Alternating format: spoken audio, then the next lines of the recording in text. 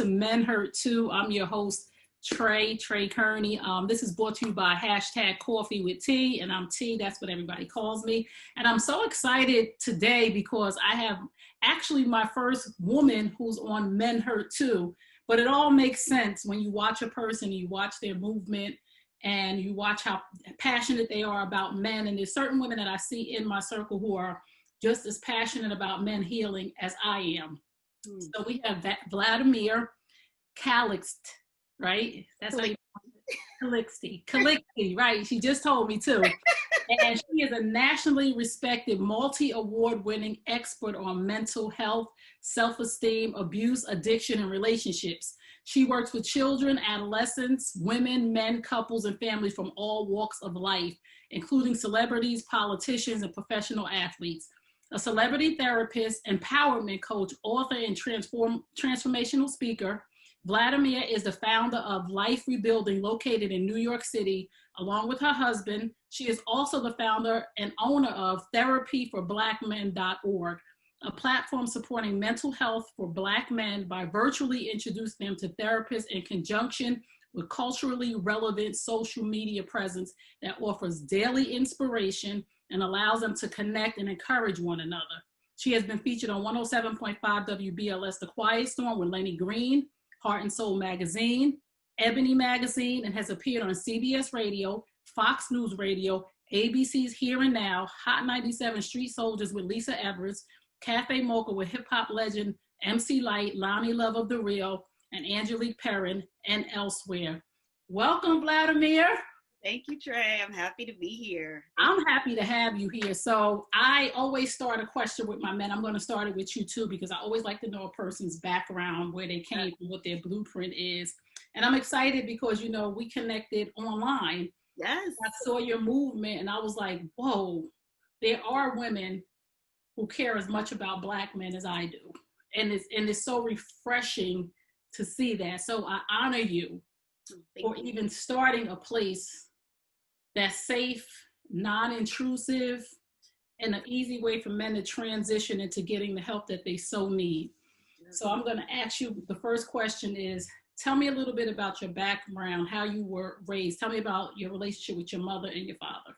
Yes. So my mom is a single mom raising my sister and I. But my father, who recently passed away, he was a philanderer. Oh. My father has multiple children, Trey. Wow. And I know multiple children. And I know maybe about 10 of them. Wow. So how did that affect you in any way as far as men are concerned? Oh my goodness. Who doesn't want to be daddy's girl? Girl. Does not want to be daddy's girl. But how it manifested for me was through people pleasing. So what I did, obviously, as a kid, you don't know, I internalized thinking I'm not enough. He's in my life. So I started people pleasing. I did very well in school, but it was for the wrong reasons. It's just to hear that I'm enough. It was to be seen, to be heard. All because my father wasn't around. And it's not to take away anything from my mom, because she is phenomenal. She did the very best she could, but a girl needed her father. Right. So it was painful. It was painful. Wow. And it really wasn't until I really realized that this is a wounded man. How can this man possibly give me the love through my own healing journey? How can this man possibly love me the way I'm requesting to be loved if he's wounded and hurt? And this man can't love, how can he when he doesn't love himself? Wow. So that's how the journey started. And honestly, it wasn't until I met my husband. And this man exemplifies agape love. He sees me, he hears me. He doesn't save me, but he sees me. And we're co-creators. So there's no competition. I see him for all that he is. He sees me for all that I am. And then that's when he and I started to talk about, men need this platform. Wow. We really do, because it's easy for us to internalize the pain to say, maybe it's me. But when you do your own healing work, you realize, no, they're wounded. This is, he doesn't save me, he sees me.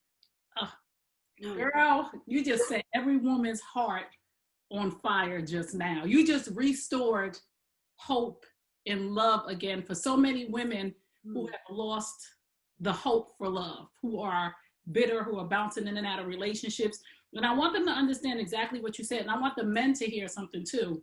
I want the women to hear, how can a man love you, not only the way you want to be loved or crave to be loved, but the way you deserve to be loved, if he's never learned how to love and he doesn't even love himself?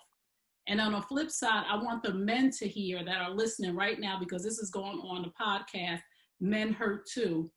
I want you to hear, especially if you have daughters or if you plan on having daughters, I want you to understand what my sister just said. She said her life was drastically affected by the fact that she thought that her father didn't love her. So no matter where you are on your journey as a man, where you are on your journey as a father, it's never too late to go back and check on your baby girl, because she needs you. Yes. So I thank you so much for being transparent and sharing that, because that right there, we could probably drop the mic and let them just chew on that for like a few days. I'm so serious, because we go through life thinking about, why am I doing this? Why are men behaving this way? Because men are not necessarily getting the help that they need. So do you think that society, and do you think that we as Black women have made it shameful for a man to ask for help? Absolutely, because I think men have been habituated. So in my sessions with men, because I see a lot of NFL players and men with all walks of life, and Trey, the first thing that they talk about is not having the room to do the emotional labor. Because they have to be strong. They have to have it all together. They have to be providers. Right. They have to be protectors. But who's protecting them? Emotionally. Right, exactly. Who's holding space for them? A lot of them talk about how the women in their lives don't hold space for them. The women want space held for them, but the women don't hold space for them. So men have been habituated, conditioned into not sharing how they feel. Wow. This is a very powerful episode, because it's from not only a woman's perspective, but a therapist, a licensed professional who is actually dealing with these men who are coming and having a space to be transparent. So I want the world to hear from the inside out, but from the inside, how it feels to be a Black man in this world right now. How do we, as Black women, and women in general, whoever's with a Black man, how do we help? Absolutely. Ask questions. Don't assume. Don't assume you know. Don't, we're not mind readers. Right. You don't know. Ask. So I love doing this thing called inquiry technique. Trey, I do it in my own life. I do it with my husband, with my clients, constantly asking questions. So it's, how are you feeling? No, really, how are you feeling today? Right. What was the best part of your day today and why? Right. So that way you can pull stuff out. So again, huge on holding space. So the person, the man in your life can feel like, wow, I can talk. Right. I don't feel like I'm being judged. Right. And I'm being heard. Listen. I'm being seen. And I'm being loved for who I am. Not for what you want me to be, not what you fantasize or imagined, but who I am at my core. Wow. Because, we have all these relationship goals that we see, these images on social media. So these are the things that we want, but we're not giving what they need in order to thrive in those areas of love, of communication, of happiness. So, absolutely. And we have to listen. How important is it for a man to have a healthy relationship with his mother? Oh, now that's the catalyst for it all. You will find a man who has a healthy relationship with his mother will have a healthy relationship with his romantic partner, with his wife, with his sisters. Oh, that's the catalyst. So if he is, again, able to feel seen, understood, loved for who he is, with the woman who gave life to him, wow, that's transformational. And so how mothers. Right. And how hard is it for a man to have a healthy relationship with other women or the females if he did not have a healthy relationship with his mother? Unless he's doing his inner work, it's nearly impossible. Because it'll show up. Right. It'll show up one way or another. I always say we're spirit beings, Trey. So it will show up. If it doesn't manifest in the way we in our partner selection, it will manifest one way or the other. Wow. So we will most likely, I find that we will attract a woman, a man will attract a woman who is similar to his mother, unconsciously trying to redo or unlearn what he didn't have with her. Wow. Whoa, ladies. Not realizing unconsciously. Mm-hmm. And I want the mothers to listen to this, because we are, and I always say this, a mother is the first person to disappoint her son. A mother's the first person to damage her son.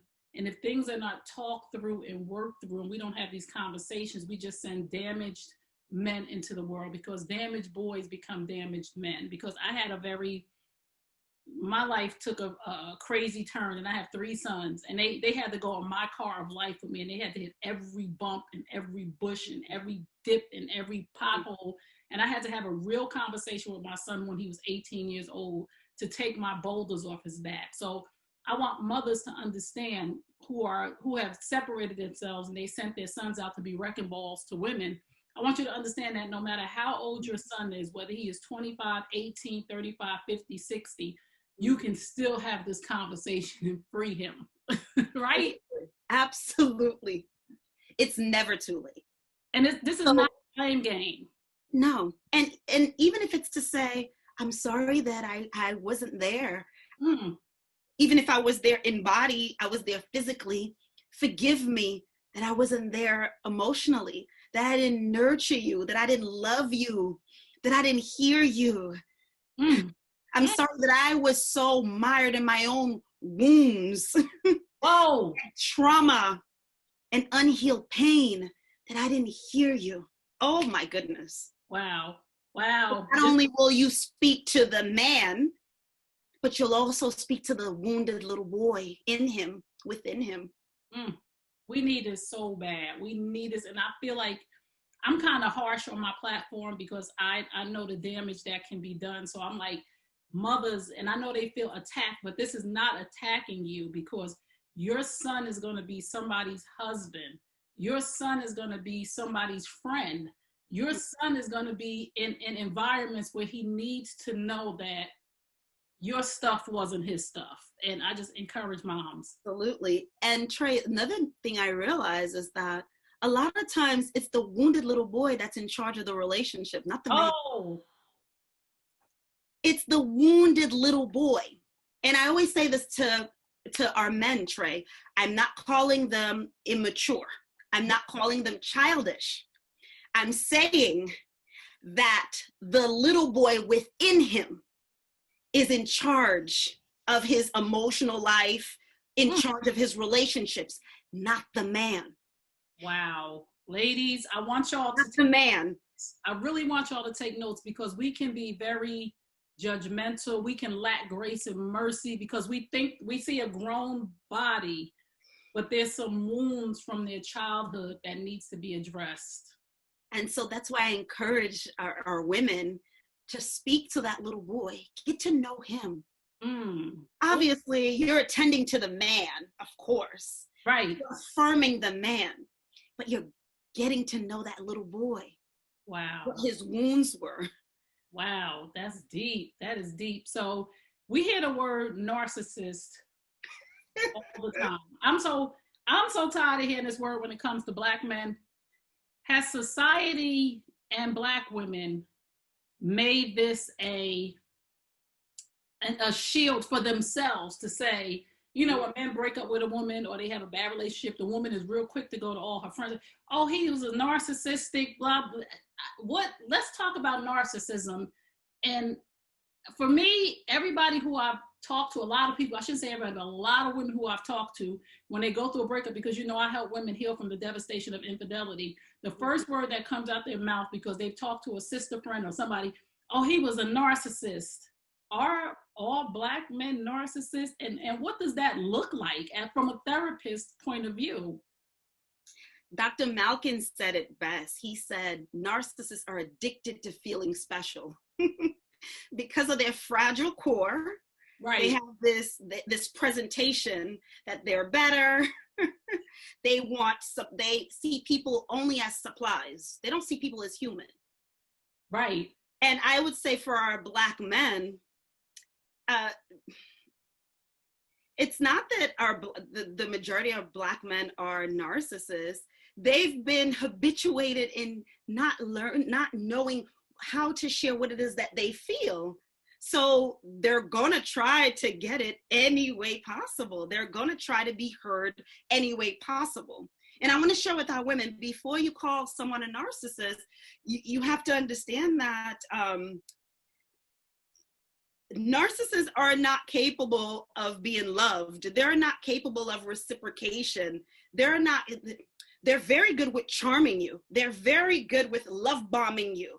Right. And then at some point in time, when they no longer need you, they discard you or completely devaluate you and devalue you.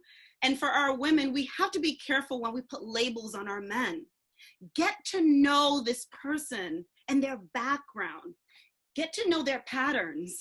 Right. Do you have a pattern of showing women lots of affection, love bombing, and then devaluating? Or is it that they simply feel like they're not heard? Right. Simply feel like they're not understood? Do they simply feel like they're not loved? We have to be careful before we put labels. And I want to say this, Trey. Please. I also believe that if we're calling our partners narcissists, you have to be careful what you call people, because tell me who your partner is, I'll actually tell you how you feel about yourself. So before we want to point fingers and you're calling your partner a narcissist, what does that say about you that you've invited, attracted, and engaged a narcissist? Wait, I'm gonna let the people breathe for like 2 seconds on that. I'm gonna let the women inhale and exhale for 2 seconds on that one, because we need to actually understand when we start labeling people what's going on. And actually the behaviors, because a lot of times we become exactly what we don't want to be. So we got to be careful. And the other part too, if you're constantly meeting or engaging narcissists, there must be a reason why. So either you're an empath and narcissists love empath. Again, encouraging our women to really look at yourself. Yes. Really mind your unconscious behaviors before you start labeling our men. Because who you attract, who you invite, who you engage actually says a lot about you. Whoa. So we talked about mothers. We said, you know, how important is it a healthy relationship with a mother? How important is a healthy example from a father or a male presence in our men's lives? Absolutely, very important. So I'll never forget, my daughter's turning 12, and it's the time when, you know, there's sass, a little bit of sass. Right. So she wasn't acting herself, and it really hurt because she wasn't being who we know her to be. Mm-hmm. So I remember my husband broke down to say, "You're not the girl we know. You know, you're talking back. That's not you." And later on, we found out it's because she felt that I wasn't spending enough time with her. Wow. Mm-hmm. She felt that I wasn't spending enough time with her. But I remember my husband breaking down in front of us. And my son says to him, "Daddy, you're crying like a man." Wow. Wow. You're crying like a man. So, and I'm sharing that to say, Trey, the example of to show your children vulnerability. Right. To show your sons, to show your daughters, the man, that you can be vulnerable, that you can cry, that you can emote. Right. That something is hurting you, you can show it. And that does not take away from your manhood. Because my son said, Daddy, you're crying like a man. I love that. I love that. And I said that I phrased the question, how important is a healthy relationship with a mother? And how important is a healthy example from a father? Because it's a very big difference. And so many households, and we know in a Black family, it's a lot of times it's just a single mother. And my question now to you is, how does that affect, or how has that, and how does it affect our Black men Black boys that are in the house with their moms now? And how did it affect our Black men who are grown now, not having a balance of a nurturer and an example of discipline and what a man needs? Because I know in the house with me, I was trying to be both for my sons. And I know I couldn't be both. So please talk about that a little bit. It's tough. I see it even in my sessions with men who didn't grow up with both parents who are present. It's tough, really not internalizing first what that meant for you as a human being, but also how to really navigate, how to really be a man and what that looks like, what being a man looks like, what that looks like, especially when society tells our men that they have to sweep things under the rug. Right. So when the father's not present, and I'm sure that you talked to hundreds of thousands of men whose fathers were not present, what type of stamp does that put on their heart? Again, it's feeling not worthy. I noticed that's actually the pattern, if you will, not feeling worthy. Why didn't he stay? Why isn't he here? What did I do? Right. Because children don't learn to hate the parents. They learn to hate themselves. So you said at the beginning, when you spoke of your father, you said you didn't feel worthy. Why wasn't he around? Yeah. I want people to hear what you just said. It's the same effect for a man because he's a human. And we don't think that. Human. He is human. He has feelings. He's just been taught to not show it. He's just been taught to not show it, but it shows up in his decisions that he doesn't feel enough. So we, as mothers, right? I was a single mom. My oldest boy's father was present. He was not, but I was a single mom in the home.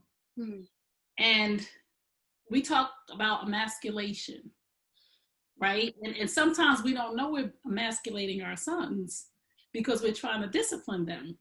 So I learned along my journey that, telling my boys, because I said so, go sit down. You don't talk back to me. I learned along my journey that was a form of emasculation, and it took some things away from them. So speak on emasculation as we as women in our homes, in the workplace, and with our husbands, how we're affecting our men. Oh, absolutely. And again, it's the not feeling seen. It's the not feeling like they matter. It's not feeling like what they have to say. It's like the power of influence. They don't matter. Right. That's why we have a responsibility to be thoughtful. Oh, I'm sorry. I'm sorry, because Trey, we have a responsibility with our boys, our girls as well, with our boys, with our men, to be responsibility to be thoughtful with our words and what we're saying, and how it's really landing in their spirit. Because when we emasculate our men, again, all we're doing is just really agreeing with what society says about our Black men. You don't matter. Right. You don't matter. And don't matter. And that's just a lot for them. Go ahead. But think about if in the home he feels like he matters. He knows it by our actions. And even if society's telling him otherwise, right. You have a man who can stand. There's something about a man who, because of us Black women who are affirming him, something about a man who becomes a student of self. Whoa! Girl. Helping our men when we encourage them, affirm them to become student of selves. We're helping them, we're supporting them to become student of self. So when society is saying they don't matter, that their lives don't matter, characterizing them, right, this is not who they are, they're able to stand firm and say, well, I know my personhood. I know who I am at my core. Right. Listen. And that becomes the lens through which they live their life. But if we're emasculating them, and then they're getting it from the outside world that they're not enough, we're doing so much damage. We're doing so much harm. But yet, we want a man who's present for us. Right. This is the craziness that goes on and keeps us in this cycle, this vicious cycle of unhealthy Black relationships. Absolutely. We want a man who's present. We want a man who wants to make us feel seen and heard. But aren't we supposed to reciprocate? The pinnacle trait of every healthy relationship is reciprocity. Oh. So you want all this love from this man, but you're not reciprocating? Wow. How does that work? You're killing his spirit, but you still want something from him? You still want him to be present? You still want him to affirm you? How does that work? We have a responsibility to be thoughtful. It's actually our maternal responsibility. Right. And a lot has changed for us. And that goes to my next question. It leads right into it. A lot has changed for us as women. Like, we are bosses and divas and entrepreneurs, and all of that's really good. But women leading, are we forgetting that men need the opportunity to lead and feel needed? Absolutely. And how do we transition from this? Know our worth. Oh. Stand in it. Know who we are at our core. And know that allowing a man an opportunity to lead doesn't take away from who we are. Doesn't take away from our presence. Doesn't take away from our femininity. Doesn't take away from our strength as women. Right. It doesn't take nothing away. I love that.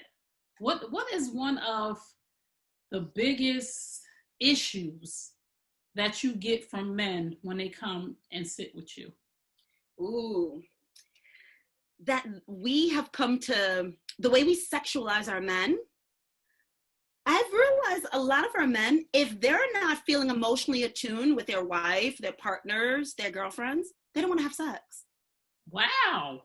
So it's not only women, it's not only us. Really? She has been the biggest thing. That's actually has been the biggest thing in a lot of my therapy sessions with the men. I'm not feeling emotionally connected. I don't want to have sex. Wow. Oh, wait a minute, because we think that men always want to have sex. No, actually, if they're not feeling heard, seen, loved, they don't want to have sex. Oh, so they always on the other side of the bed and we wonder why. We always thinking it's another woman. No, it's us. Oh. Oh, somebody right now better slap yourself and say it's us. They don't feel heard. They don't feel seen. It's us. They feel like machines. They feel like property. Oh my goodness. See, this is so good because, like I said, to talk to somebody from the inside who was hearing this, and I love, like, from doing this series, I have learned so much about men and their transparency, because they said to me, I can be transparent with you because there's no consequences to my truth. Yep. I hear that a lot too. Right? We want the truth. They feel punished if they tell the truth. See? I agree with you, Trey. They feel punished. And these are the conversations that we have to really have with our women, because this platform is for men and women, for women to learn about men and for men to have a safe place to share and tell the world who they are. But I want women to understand that you can't tell a person, you can be honest with me. And this has been going on for years, since childhood, because we've done it to our kids. I mean, not only our daughters, but our sons, but our daughters as well. But we're talking about men right now, to say, for your mother to say, tell me the truth. Did you steal a candy bar? You're not going to get in trouble, and then you get a whooping. You're never going to tell the truth. So I want women to understand, don't say, let's have a conversation about the woman on your job that you're attracted to. You just tell me the truth. And he says, you know, yeah, I feel attracted, but I'm not going to do anything, but I'm glad we're having this conversation. And then you punish him by, what do you mean you feel attracted to her? And I can't believe, we have to be able to handle the truth so that men, all men, during dating, during courting, during engagement, during marriage, can actually be able to tell the truth so that we can make a decision that's best for us. Absolutely. And what you just said, Trey, made me think about what even my husband says he sees when he talks to men, is that women are always picking all the things, nitpicking about all the things they do wrong, but never emphasize the things that they do right. Constantly nitpicking. Well, you don't do this, you don't do that. But what about the things that I do right? What about the things that are good about me? Right. See, we have to, and I hope that everybody's really taking notes. And I hope that the men are listening so that they can go and talk to their wife, girlfriend, fiance, mom, to say, you nitpick. Like, you never tell me what I'm doing right. Because we want men, we need y'all to communicate, because we're not mind readers either. Oh, yes. So we need to come together. And I love to talk about, I have a book, it's Healing Time, Restoring Hope in Women After Infidelity, and it's Healing Time, Men Hurt Too, because I believe we need simultaneous healing. I believe that we have all of these platforms for women, all of these retreats, all of these conferences, all of these books. And then the scale over here, we have 2 or 3 a year for men. So if we're not simultaneously healing, and this too, and you tell me if I'm correct, we need each other to heal. So we have the women over here healing with all women, and we have the men over here healing with all men. And then we come together and we still don't understand each other. Absolutely. I agree with you. Absolutely. Instead of it being collective, Right. Community. So a retreat for Black men and Black women. Right. Together. So we both we get to hear both sides. We get to hear the experiences of both sides. Because person is experiencing you. Because that's enough. Let's talk about that, because you went right into that. And I'm always big on this too. And I love to talk to therapists, because you guys have studied, this is your profession, and you know from book and from experience. So experiences, most of us operate based on the experiences that we had. Absolutely. Okay. You know what it made me think about? You know, all us as human beings, we're always huge on intent. And this will bring back to the experience. We're always huge on, well, you know, I mean well. You know my intentions are really good. But how about impact? Oh. So intention meets impact. That's how somebody experiences you. Because us sometimes as women, we may mean well. We may be very well meaning, but we have a negative impact on our men. Wow. With our words, with our actions, with our behaviors. And vice versa. Right. There are men who mean well, but they negatively impact their women. Right. So intention meets impact. So we have to make sure, although we mean well, that we're impacting people, especially the people we say we love, in a really good way. A way that says, I'm committed to your good. Oh. I'm committed. Not perfect, because none of us are, but that I'm committed to your good. I love that. Oh, I'm committed with my words, with my actions. I'm committed to your good, which is what love is. And that's so good. Listen, you have made my whole entire rest of 2020, because we know we've been going through some things, but you have made the rest of my year. If I don't get it from anybody else, I got it from you. how do we stop operating? Like, I've experienced some negative things with men, and I know some men have experienced some negative things with me. So I want to I want you to speak to the men. How do they stop operating out of their negative experiences? Because that's just an experience. It's not, we make our experiences the truth. And how do we stop, even for myself right now, how do we not operate out of those experiences that have drastically wounded us? Men need to make a promise to themselves that they will get to know the person as an individual instead of making a blanket statement about who the person is based on their past experience, because that's not fair. Right. And they wouldn't want us to do that to them. Right. So we've had some experiences as well. So to just meet a man and say, oh, you're just no good, that's unfair. So be fair. Be fair and be mindful of who is really talking. Is it a wounded little boy or is it the man? Right. Right. We got to be mindful of who's talking. Is it the man who's caring? Is it the little boy or is it the man? Is it the little boy who has all the wounds and bring it to every relationship? Right. Every relationship, unhealed wounds. Or is it the man who is a student of self, who says, I will get to know this woman, this person for who they are, and I will base my experience with how I experience them. Whoa. Based on their behavior. Right. Based on their actions being consistent with their words or not. But I'm not going to make a blanket statement because I wouldn't want them to do that to me. How do you, and I know this comes from therapy, from going to get the help that the men need. So we know, so we're about to talk about therapyforblackmen.org, because it's not as easy to let go of those experiences because our minds don't just erase stuff. So how do we begin that process of, I can't do that because that's an experience that I had with Leroy over here, and this is Kevin. Yeah. You know what I'm saying? So yes. Our experience will pop up and yes. He'll do something as far as, let's just say his phone he just puts it down upside down, even though he's not even doing anything. But you've had this experience with another person. How do you even let go of that in your mind? Absolutely. It takes a lot of practice, but to be present. Okay. To be present. To say, why am I having this feeling? Does this person give me any reasons for me not to trust them based on their behavior? Or is this coming from my past?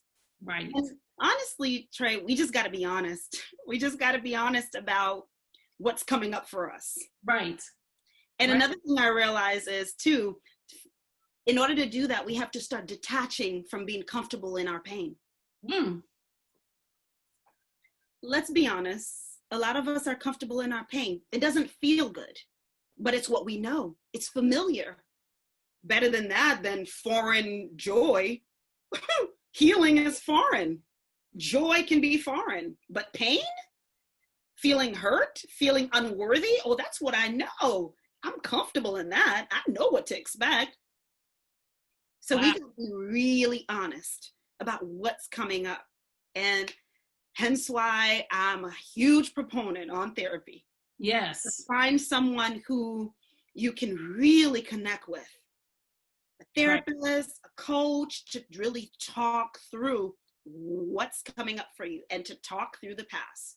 Because there is no way, if we have unhealed wounds, that we're able to live a life where we're being well. Being well, not only doing well.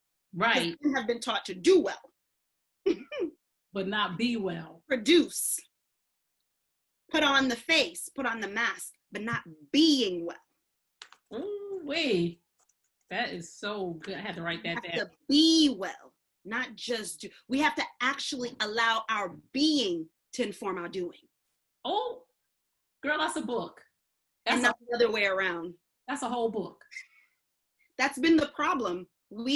I think us women too, we allow our doing to inform our being instead of our being to inform our doing. So it's literally like, okay, I see that the phone was put down. I'm used to people cheating on me, but that's not who this man is. That's Right. not how I've experienced this man. So how do I want to feel? How do I really want to feel when I'm done with this conversation? Being. Right. Instead of doing. I hope somebody got that. Being instead of doing. Because we are human beings and not human doings. Wow. Oh, this is so. Being. I don't remember the scripture, Trey, but I think it says, in him I move and have my being, not my doing. Yes. Amen. It's a must. We have to be. Yes. So one of the practices I encourage all of my clients, men or women, is to, in the beginning of each day, for them to ask themselves, what is it that I want to feel at the end of this day? Right. What would make me feel this way? Oh, yes. This is so. To allow our being to inform our doing. So if I want to feel joy today, what does that look like for me in practice? Not just in words, but in practice. What do I need to do to be that?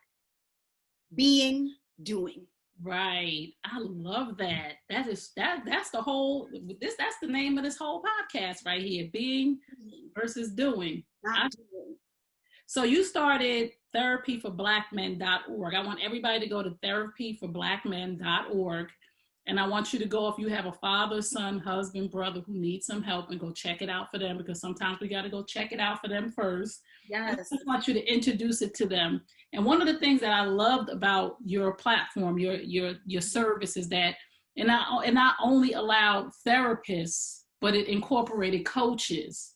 Yes. Which is something so totally different and needed. So why did you feel, one, it was necessary to start therapyforblackmen.org, and why did you feel that the platform needed to include not only therapists but other services, coaching, things of that nature? So I think it's similar to what you said, Trey. There's plenty of services for our Black women, which is wonderful. Yes. But there weren't too many services that just catered and served and support our Black men. So hence why my husband and I really talked about creating this platform where our Black men can have a safe space. And can I tell you, Trey, they're very territorial over it. Oh, are they? Oh, mine, especially on Instagram. Right. Oh, they're extremely territorial. Like, this is their safe space. Come on with that. I love it. Mess. Yes. And they're open, they're transparent. Right. And they're engaging with one another. It's been phenomenal. And why Benjamin and I mindfully and intentionally created coaches is because, let's be honest, a lot of Black men are not going to be, oh my goodness, I have my therapy session today. It's coming, but they're not going to broadcast that they have their therapy session today or on Tuesday, but they'll say, I'm seeing my coach. I love it. They will say, I am seeing my transformational coach, Trey, today. Yes. They'll have no problem saying they're seeing a coach. And that's the thing. They're more open to it. We have to really meet our men where they are. Yes. Okay, because we meet women all the time where they are. And we're not by any means saying that women shouldn't have and all of those other things. We're saying that we want our women to be healthy, but we also need our men to be healthy. So we have to meet them where they are. And that's why I loved when I saw, therapyforblackmen.org, that I said, oh, they could get a coach, because, they've been conditioned through sports that the coach, put me in, coach. So for you to even cater to that thing in their brain from a little boy, yes, Pee-wee League, you know what I'm saying? The coach tells you to play. The coach helps you win. So I was so pleased with that, because that's just sheer genius, because we already know that society has made our men not want to go get help because you're weak and all these other things. But now tell all of the viewers who are listening about therapyforblackmen.org. Yes, so it's an online directory where our men can connect with coaches as well as therapists in their state. And we are pleased that we are growing. It's steadily, but we're steadily growing, and I'm so pleased by it. And what's also phenomenal is because we've received a few donations, as well as Benjamin investing our own money, we will start now getting in contact with the men who are not able to see a therapist or a coach. Wow. Because they can't afford it. They're either on Medicaid or they're unemployed, especially in this pandemic, that we will give them 3 free sessions. So we will pay the coaches and the therapists on the site to see them for 3 sessions to start. And then we take it from there. Wow. Why is this so important for you and your husband to even do anything like that? I mean, like, listen, we live in a society where it's not my responsibility. Too bad for you. So why is it so important for you guys to bridge this gap and say, listen, we got to find a way? And once you answer that question, I want you to tell people where they can actually donate. Well, I love that you use the word responsibility, Trey. It actually is our responsibility. It's our responsibility because later on, my daughter is gonna meet a man, and I hope through our work that this man is emotionally sound.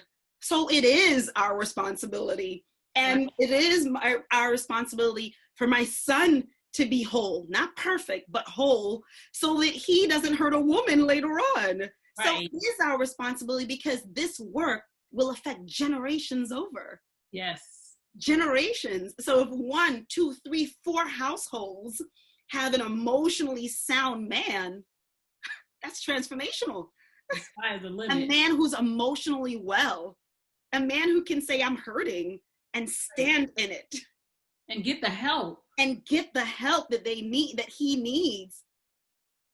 That's community work. Yes. I need men to hear that. I need all of the men who are listening right now to understand that as women, Black women, not all Black women, but the majority of us, we want to see you healed and we want to see you whole. We don't think that you going to get help is weak. So if you've encountered one woman who has emasculated you or made you feel like, oh, man up and all that, it's not all of us. That's not the right woman for you, because we're here and we don't feel like you getting help, getting the emotional help that you need, the healing that you need from your childhood, from your adulthood is weak. We think that that is a major strength. So for the men who are listening right now, we encourage you to get the help that you need. There is help at therapyforblackmen.org. You can inbox me if you need to. It will be private. You will not be judged. And where can they make donations? Yes, to go to the website at www.therapyforblackmen.org//donate. It will go a long way. It will go a long way because our men, they're open. Yes. They are open. Please talk about that, because we as women have been taught that Black men are not, they won't come for the help. So Trey, I remember when Benjamin and I started, so the website designer, he even said, I think there's going to be more therapists and more coaches than Black men. So again, because we're habituated to believe that Black men are not going to ask for help. Trey, we were flawed.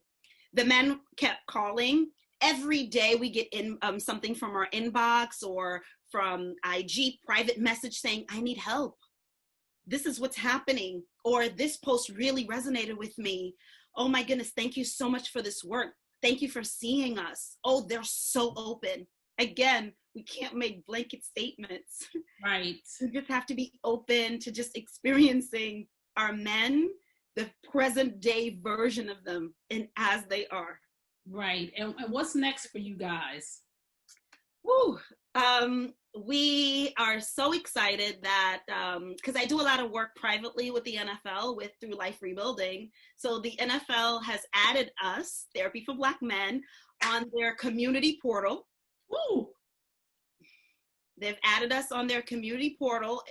So in their wellness, as a wellness resource. So I'm super excited. And we're really looking forward to even doing a campaign to get more donations, and also hopefully doing a retreat for men.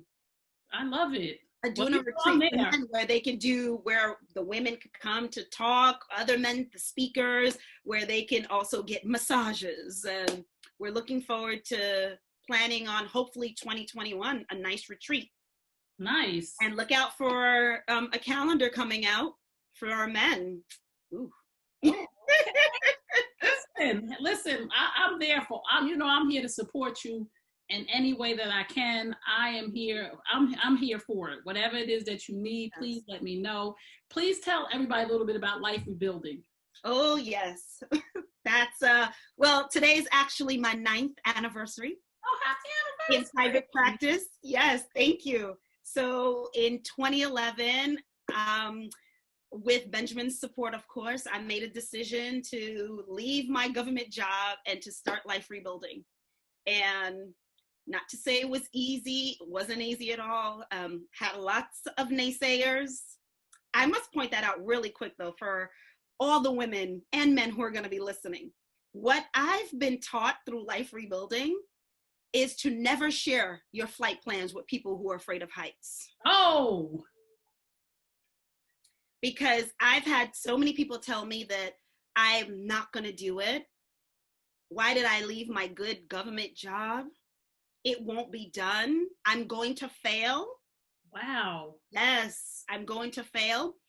But I've also had many people who are supporting and who were unwavering in their support.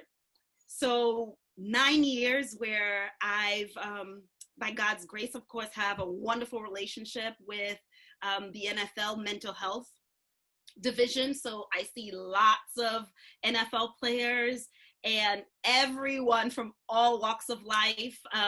See a few actresses, which is nice. Yeah.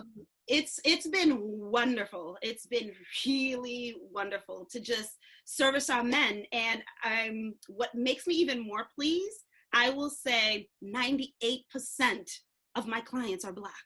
I love it. Yes. 98%, actually 99 wow. are Black. Black women, Black men from all walks of life. Healing. All walks of life. Wanting to heal. To be healed. Yes. Which is not a one-time thing. It's right. Lifetime thing. Yes. That's what I say. Healing. Wanting to heal that little boy, that inner little boy and that inner little girl. And it's been such a pleasure. I love it. It's been such a pleasure to be a part of my clients, their lives. They come to me, Trey, sharing things that they've never shared with anybody else. And I mean deep things, their secrets. So I'm a holder of their secrets. I love it. And they're transparent and they feel heard and they feel seen. And I may say they feel loved, because I can honestly say I really feel, whether it's unethical or not, I truly love my people, the people I serve. I really do. I love it. I love them. That says a lot about the content of your character, to be a secret holder, because listen, we all want to tell something. So that says a lot about the content of your character, your integrity. This has been so rich, and I just thank you for taking this time out to just pour into us and to lead us and to be a roadmap to the journey of healing, because so many of us as Black people have been taught to just suppress and to implode until we explode on somebody that doesn't even deserve it. So I thank you for your time, and I thank you for your talent, and I would love to do a part 2 of this. Oh, I would love to. With Benjamin. Oh, that would be nice. Oh, okay. I checked this through the whole interview myself, because this is what I do. I check stuff. I love the way you made sure that we understood that you had a strong Black man behind you, that supported you, that each time you said, when I left my government job, he was there to support me. And those are the things that our men need to hear. Like, you could have went through this and not said anything. Can I tell you, Trey, if I can shout it at the rooftop, this Black man has been the best gift that God has given to me. Don't make me cry, please. This man has been the best gift that God has given me. And I want the whole world to know. That's why I am imploring our women not to give up on our men. This man is supportive. This man is attentive. This man just, I feel loved even in his presence. He doesn't have to say a word, and I feel loved. I feel important. I feel seen. Again, he does not save me, but boy, does this man see me. And I am going to continue to honor him in every way I can. I'm going to continue to honor this man. True treasure. My king. Yes. My king. Yes. Thank you so much. Thank you, everybody, for tuning in to Men Hurt. Right. And I wanted to thank you, because I remember Therapy for Black Men started 2 years ago now. And I remember within months, you signed up as a coach. You were supportive. You've been supportive. And so I wanted to thank you, my sister. Thank you for your support. We're grateful, Benjamin and I, and we don't take it lightly. Oh, thank you. We are planning a nice surprise for all of our coaches and all of our therapists. We're planning a nice surprise. It takes a village. Yes, it does. So I thank you. Oh, thank you so much. So thank you guys for tuning in to Men Hurt Too. Remember what I tell you at the end of all my broadcasts, you deserve the best. Yes, I'm talking to you. You deserve the best. Now go get it. Remember Psalm 147:3, he heals the brokenhearted and binds up their wounds. Psalm 147:3, he heals the brokenhearted and binds up their wounds. I'll see you guys next time. Peace and blessings.